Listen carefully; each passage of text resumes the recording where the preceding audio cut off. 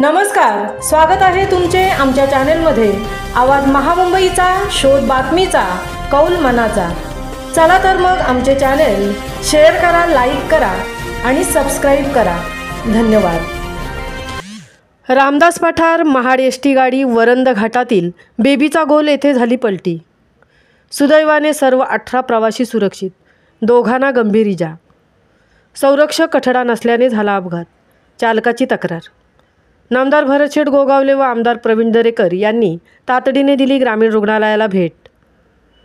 महाड तालुक्याच्या वरंद विभागात रामदास पठार गावातून महाडकडे दुपारी 3:30च्या सुमारास येणाऱ्या एसटी गाडीचे एसटी गाडी क्रमांक MH20BL 3822 ब्रेक फेल झाल्याने वरंद घाटातील बेबीचा गोल येथे गाडी रस्त्यालगत सुमारे 50 फूट खाली पलटी होऊन झालेल्या अपघातामध्ये 2 वगळता अन्य प्रवाशांना किरकोळ जखमा झाल्या असून सर्व प्रवासी सुखरूप। एका लहान मुलीसह एका ज्येष्ठ नागरिकास गंभीर इजा झाली असल्याचे सांगण्यात आले आहे, अशी माहिती ग्रामीण रुग्णालयाच्या तसेच एसटी प्रशासनाच्या वतीने देण्यात आली आहे।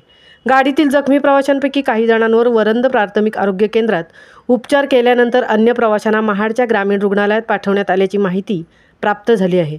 दरम्यान या अपघाताचे वृत्त समजताच राज्याचे रोजगार हमी योजना मंत्री नामदार भरतशेठ गोगावले यांनी आपल्या जिल्ह्यातील असणाऱ्या व्यस्त कार्यक्रमातून तातडीने ग्रामीण रुग्णालयाला भेट देऊन तेथील जखमी प्रवाशांची विचारपूस केली व ग्रामीण रुग्णालयाचे वैद्यकीय अधीक्षक डॉक्टर डोईफोडे यांना सर्व संबंधितांवर तातडीने उपचार करण्याच्या सूचना दिल्या।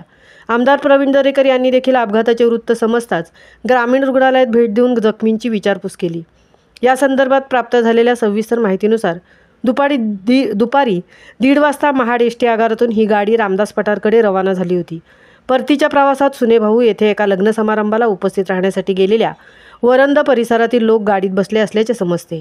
दुपारी 3:30च्या सुमारास वरंद घाटामधील पहिल्या वळणावर बेबीचा गोल येथे गाडीचे ब्रेक फेल झाल्याने गाडीचा ताबा सुटून गाडी पलटी झाल्याची माहिती चालकाने दिली आहे।